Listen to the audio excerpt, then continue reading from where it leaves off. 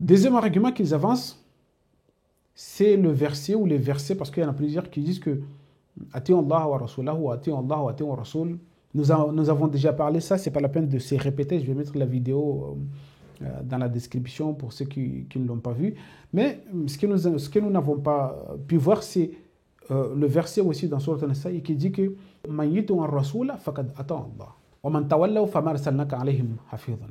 Celui qui a obéi au messager et certainement obéi à Allah, et celui qui s'en éloigne, nous t'avons pas envoyé pour que tu sois leur gardien. Et ces versets, aussi mal compris, comme tous les autres versets, les salafistes ou les sunnites, ils prennent ces versets pour dire que l'obéissance au messager Allah, c'est la même chose. Et ils prennent ça à la lettre, disant que celui qui a obéi les propos attribués faussement et injustement au prophète, c'est comme si la personne a obéi à Allah. Celui qui a obéi les propos colportés par Bukhari, Muslim et Tirmidhi, etc., c'est comme si cette personne a obéi à Allah. Ce qu'ils ne comprennent pas, ou ce que tant de personnes ne comprennent pas, c'est que dans le Coran Karim, il y a ce qu'on appelle des métaphores. Et ces métaphores, il y en a plein. Il y en a plein. C'est partout dans le Coran Karim qu'on trouve ces métaphores. Et ce n'est pas que dans le Coran Karim, c'est dans les révélations qu'Allah subhanahu wa ta'ala révèle dans l'Injil, dans le Taurat, il y a ce genre de métaphores. Et bien évidemment, dans l'Injil, nous trouvons ces mêmes propos. Peut-être il y a juste des changements des mots, mais ce sont les mêmes propos. Lorsqu'un Sabon Mariam disait Man ra'ani faqad ra'a al-ab. Écoutez, c'est la même chose. Man ra'ani faqad ra'a al-ab. Celui qui m'a vu a vu le Père. C'est la même chose que lorsqu'on dit Man yuti'u ar-rasul faqad ata Allah. Écoutez, les formulations, c'est pareil. Il y a juste les mots qui changent. Man ra'ani faqad ra'a al-ab. Man yuti'u ar-rasul faqad ata Allah. Que veulent dire ces versets? Ces deux versets. Normalement, celui qui les a bien expliqués, ce n'est autre que Al-Khazali, Imam Al-Khazali. Et nous allons le citer tout simplement peut-être parce que les musulmans en général, ils sont d'accord avec les arguments de Imam Al-Khazali à propos de ces versets bibliques qui dit que Man ra'ani faqad ra'a al-ab, celui qui m'a vu a vu le Père. Parce que dans la Bible, on parle de al-ab. Dans le Coran, on parle de Rabb ou Allah.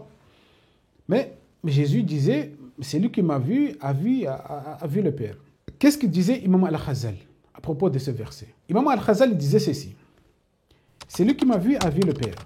Signifiant par là que Dieu, du moment qu'il ne peut être vu par les fidèles, a constitué les prophètes pour être ses représentants dans la transmission de ses vouloirs.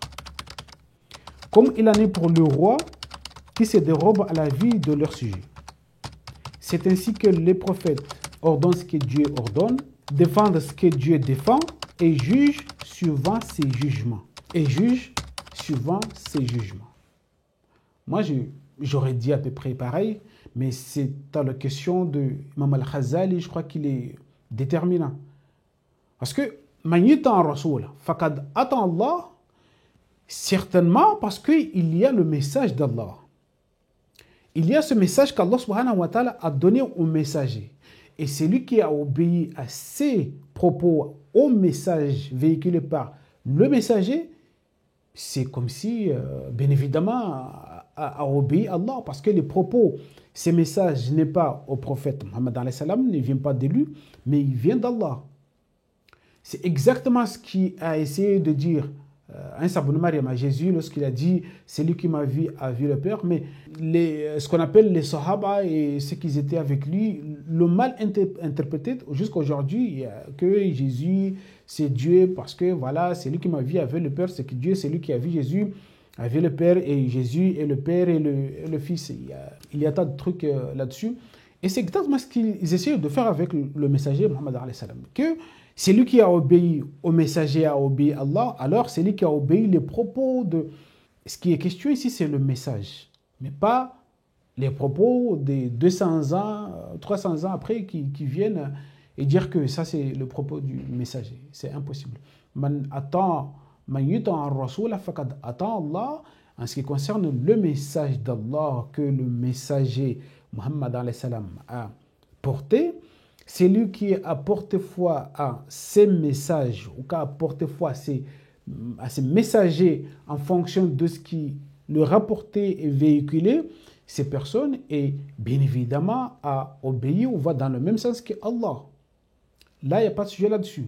Mais dire que c'est lui qui obéit à Muhammad en tant que personne et non pas sa personne, ce n'est pas sa personne qui est en cause ici, encore une fois, mais c'est lui qui a obéi aux propos qui, des années après, sont attribués au prophète Muhammad, disant par là que c'est ces personnes-là qui ont obéi à Allah.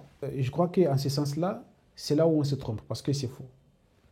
Man yuta ar-rasoul faqad ata Allah, c'est en fonction du messager d'Allah, c'est en fonction du message d'Allah, parce que Ar-Rasoul, lui, il n'avait autre chose à donner aux gens que le message d'Allah. Et c'est lui qui a obéi au message d'Allah, il a obéi à Allah parce que ces messages n'étaient pas initialement celui du prophète Muhammad, mais d'Allah subhanahu wa ta'ala. Wassalamu alaikum wa rahmatullahi ta'ala barakatuh.